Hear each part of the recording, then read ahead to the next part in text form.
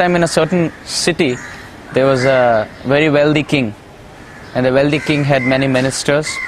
And he had one very powerful scholar by the name Bhagwan Pandit. Bhagwan Pandit was very famous for his scholarship. And the king used to give him a lot of jewels and a lot of pearls as gifts. And naturally, wherever there's success around, there's envy. So many other ministers and other friends of these ministers, they made a plan.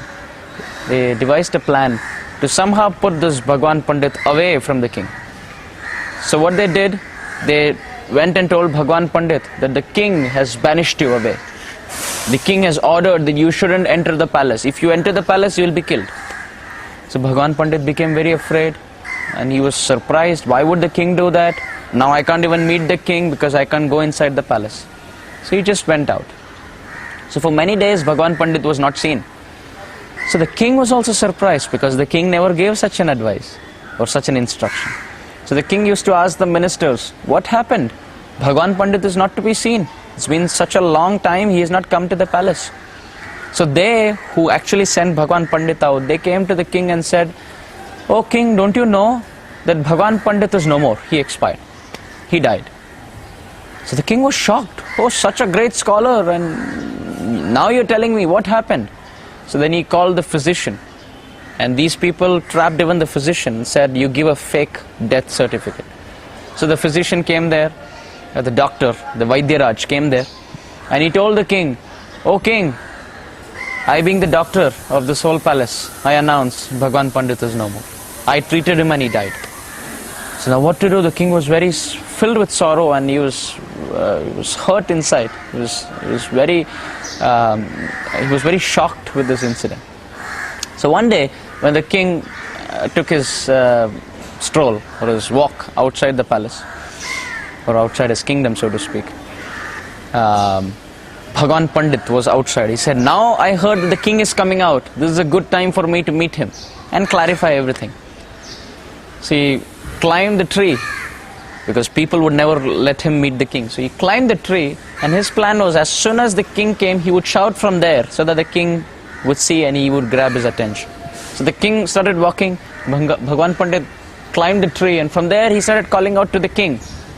Now all those people who actually proclaimed that he is no more and were envious and drove him away, they said, now what to do? This guy will talk to the king and he will say everything and the king will actually punish all of us.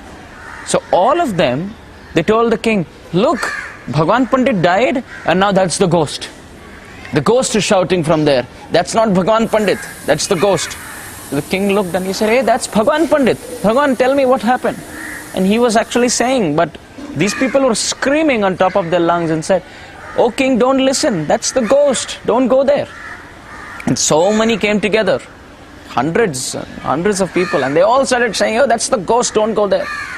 And the king, instead of believing and seeing it with his own eyes that Bhagwan Pandit was on the tree, he believed all that they were saying. And he said, oh, that's the ghost, I shouldn't go there. And he just took a turn and went back to the kingdom. So Srila Bhaktisiddhanta Saraswati Thakur gives a very wonderful message through the story. The king could see, the king could hear, but he still saw that this person is just one. And these people are all in hundreds. And when they are saying something in majority, that can never be wrong. This is how all of us think. We can feel the presence of God. We can see His power potency. And one sadhu, even in the middle of Kali Yuga, will be screaming with his purity and speaking the essence of the scriptures. But we fail to accept him. And we will just accept the majority of this crowd, of this world, who say God doesn't exist. All of them come together and say God doesn't exist. And one self-realized personality is speaking that God exists and He is Shri Krishna. And we, like the king, are seeing with the eyes, hearing with our ears, but we still think, oh, he's in minority, so he'll be wrong. We think might is right. All of them are in majority and they're saying God doesn't exist, therefore God doesn't exist. So through this story, let us remind ourselves that truth is always truth, even if one person speaks it. And false is always false, even if the whole world speaks it. Srila Bhaktisiddhanta Saraswati Thakur ki jai.